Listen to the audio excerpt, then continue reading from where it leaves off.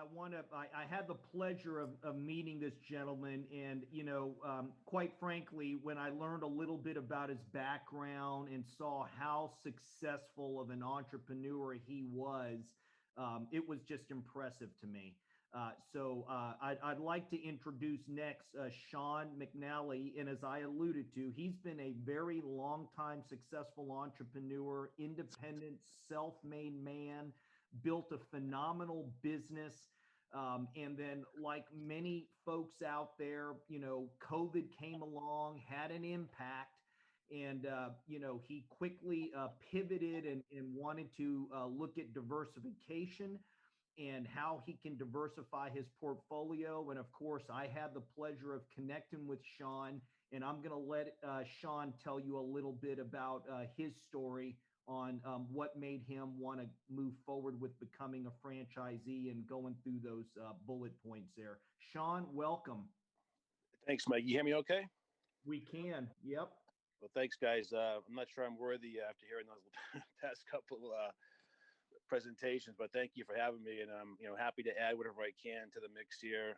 I'm not quite sure who the audience is or where everybody's calling in from, but I'm looking out my window. It's snowing. I'm in Boston, and hope you're keeping nice and safe and warm wherever you are. So I'll just kind of, if I go off track, I apologize, but Mike kind of laid it out there. I was never, well, I'll just step back a little bit first. My background is, I went to school in Boston, Northeastern. I'm 54 years old.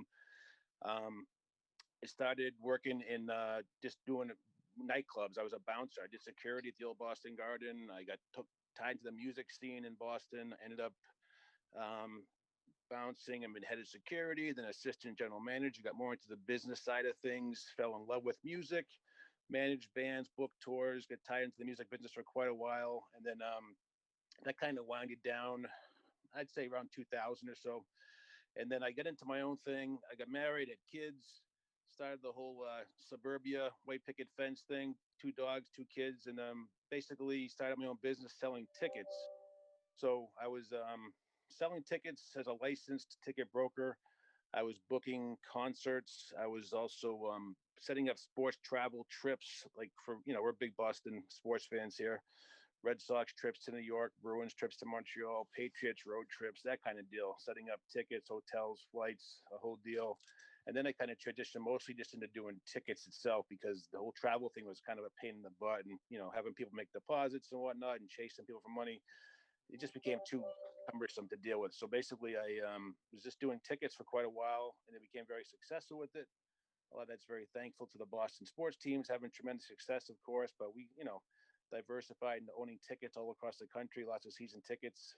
And the ticket business was great. We sold tickets for almost 18 years. And then, COVID struck last March. So we literally went to zero overnight. I mean, it was essentially, we were in business selling tickets all over the country. And then we were booking concerts and managing bands and promoting shows. And both industries went literally to zero overnight, as you know, with COVID. So, that was kind of an awakening. I'd actually started to transition. I was looking to get back into music business, actually. So I was looking, and thankfully, in one way, I kind of downsized a little bit with the music stuff and the tickets, but I was trying to get back into a club. I almost bought a club, actually, back in February. In hindsight, thankfully, I didn't do that because, again, COVID struck right after that, and I'd probably be sitting on that loss of money at this point. But so anyway, I put my resume out there, just trying to see what else was available. I got a cold call from somebody who works with Mike, and I thought it was just one of those prank calls. Someone's always calling, looking for money, or talk to me about something. And I was driving the car. I said, well, have him call me back tomorrow. He did call me. So Mike and I chatted for the first time. And, he kind of introduced the whole idea of franchising to me. And when I think of franchising, I think of things like, Home Depot, McDonald's, Burger King, CVS, et cetera, et cetera. But I didn't really know much about it. I was intrigued by it. So I said, yeah, tell me what it's all about. And he kind of picked my brain. We had a couple of good conversations just to kind of feel where I'm coming from. I said it was important to me. I stayed in the Boston area. I've got kids. Unfortunately, also in 2020, got divorced. So it was kind of a, pile on. It wasn't my choice, but pile on to 2020 was a terrible year for a lot of reasons. But I want to stay close to my kids. They're teenagers. I've been involved in their lives the entire time they've been around with sports and whatnot. So I wanted that kind of freedom as I'd have my own business, so I could go to, attend my kids' games and practices and whatnot and be in their lives. So I want to stay local. I want to have some freedom. So the whole, Mike took all the information and came back to me with some different ideas about what was important to me. So staying local, having a semi-absentee kind of interest. Um, and he had came back with 7 different franchises, and I had heard of none of them before, which I thought was amazing. So I'm assuming I hear about Dunkin' Donuts, these other brands, but I heard 7 different brands I never heard of before. There were 2 that kind of jumped out in my mind immediately. One of them was Premier Martial Arts, where I'm heading into this point. But the ones that the factors, like Mike had mentioned a couple of times in this call already, the semi-absentee was attractive to me. A business that's essentially recession proof or COVID proof as much as it can be, because people still want to keep their kids busy, whether it's sports or PMA in this instance. And they've even found a way to do it during COVID with having Zoom calls and whatnot, which is fairly amazing. So those are important factors. A fairly low investment to get involved in the business. A low employee count. There's only a couple of people per location typically that work. And again, I had like zero martial arts background. So to me, it was kind of like at first, martial arts, what is that even? No, thank you. I kind of moved on immediately from that. But then I heard more about it, and it just made a lot more sense to me. And the more I thought about it, looked into it more, it's a chance to kind of shape kids at a very impressionable age when they're 5 to 12 years old. So that was appealing to me, to have a positive influence, help kids with anti-bullying, self-defense, confidence, a lot of different reasons why it kind of jumped out as being a very, very interesting and intriguing business model. And it makes money. Also very important, of course. It makes money, and they've got a really good track record for being a fairly new brand. And again, it kind of worked out. The timing was like, I never looked at doing anything besides doing music and tickets. But again, when COVID, you kind of have to pivot and figure out what's next in your life.